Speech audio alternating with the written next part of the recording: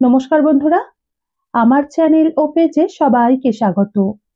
আজ আমি আপনাদের সাথে শেয়ার করব একদমই সহজ পদ্ধতিতে বানানো গুরজাওয়ালি মাছের একটু ভিন্ন স্বাদের একটি রেসিপি।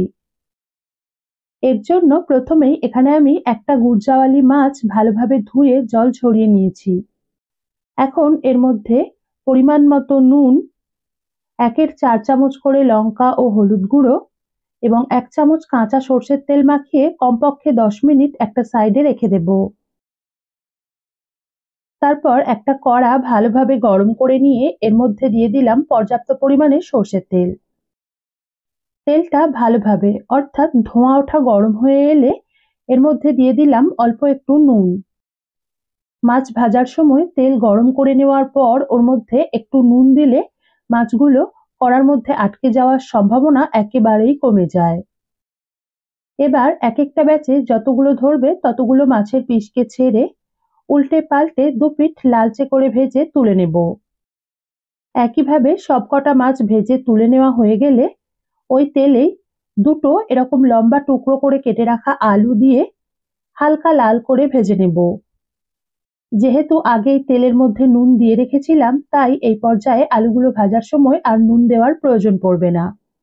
কেউ চাইলে এই পর্যায়ে অল্প একটু হলুদ গুঁড়ো দিতে পারেন। আলুগুলো ভেজে নেওয়া হয়ে গেছে, এখন তেল ঝরিয়ে একটা পাত্রে তুলে রাখবো।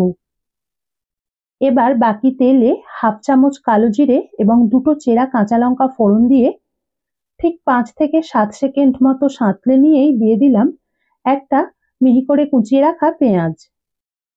এগুলোকে কিছুক্ষণ ভেজে নেওয়ার পর পেঁয়াজের রংটা হালকা লাল হতে শুরু করলেই দিয়ে দিলাম 1/2 চামচ করে আদা ও রসুন বাটা। এটাকে পেঁয়াজের সাথে মিশিয়ে গ্যাস কমিয়ে লোতে রেখে 1 থেকে 1.5 মিনিট অর্থাৎ রসুন বাটার কাঁচা গন্ধটা চলে যাওয়া পর্যন্ত ভেজে নেব। এখন দিয়ে দিচ্ছি স্বাদ মতো নুন এবং 1/2 চামচ হলুদ গুঁড়ো। এরই সাথে 1/2 চামচ কাঁচা লঙ্কা বাটা আর একটা টমেটো কুচি মিশিয়ে টমেটোর টুকরোগুলো নরম হয়ে আসা পর্যন্ত কষে নেব। তারপর টেস্টটাকে ব্যালেন্স করার জন্য দিয়ে দিলাম কয়েকটা চিনির দানা এবং ধনেপাতা বাটা। আজকের এই রেসিপি বানানোর জন্য আমি 25 গ্রাম ধনেপাতা অল্প জল দিয়ে বেটে রেখেছিলাম। তার মধ্যে থেকে 1 চামচ মতো কমিয়ে বাকিটা আমি এর মধ্যে দিয়ে দিলাম। ওই 1 চামচ ধনেপাতা বাটাটা আমি পরে এই রেসিপিতেই ব্যবহার করব। সব উপকরণ মিশিয়ে একটু নেড়েই দিয়ে দিলাম 1/2 চামচ মতো কাশ্মীরি লঙ্কা গুঁড়ো। এটা দেওয়া পুরোই ঐচ্ছিক, আপনারা না চাইলে বাদ দিতে পারেন। আমি শুধুমাত্র রংটা একটু সুন্দর হওয়ার জন্য দিলাম। এটাকেও সব মশলার সাথে মিশিয়ে নিয়ে গ্যাস মিডিয়ামের থেকেও কমে রেখে যতক্ষণ না মশলার সাইড থেকে তেল আলাদা হতে শুরু করছে ততক্ষণ পর্যন্ত কষে নেব। বেশ কিছুক্ষণ কষে নেওয়ার পর দেখতেই পাচ্ছেন যে মশলার সাইড থেকে তেল আলাদা হতে শুরু করে দিয়েছে। এখন ভেজে রাখা আলুর টুকরো এবং অল্প একটু গরম জল মিশিয়ে মিনিট 2 কষে নেব। 2 মিনিট কষে নেওয়ার পর দেখে নিলাম আলু প্রায় 80% মতো সিদ্ধ হয়েই এসেছে। তাই ভেজে রাখা মাছের টুকরোগুলো এখন দিয়ে দিলাম।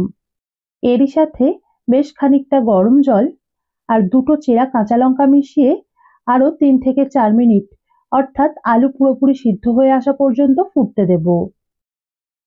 কিছুক্ষণ ফোটার পর আলু পুরোপুরি সিদ্ধ হয়ে ঝোলটা এরকম ঘন হয়ে এলে স্বাদটা চেখে দেখে অ্যাডজাস্ট করে নিতে হবে।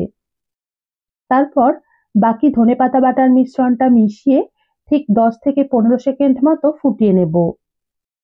এবার গ্যাস বন্ধ করে এর মধ্যে মিশিয়ে নিচ্ছি 1 টেবিল চামচ মতো পাতিলেবুর রস। যেহেতু রেসিপিটা ধনেপাতা বাটা দিয়ে বানাচ্ছি, তাই শেষে অল্প একটু পাতিলেবুর রস যোগ করলে স্বাদটা বেশি ভালো হবে। আর এই রেসিপিটায় খুব বেশি পাতলা ঝোল না বানিয়ে এরকম একটু ঘন ঝোলযুক্ত বানালেই খেতে বেশি ভালো লাগবে।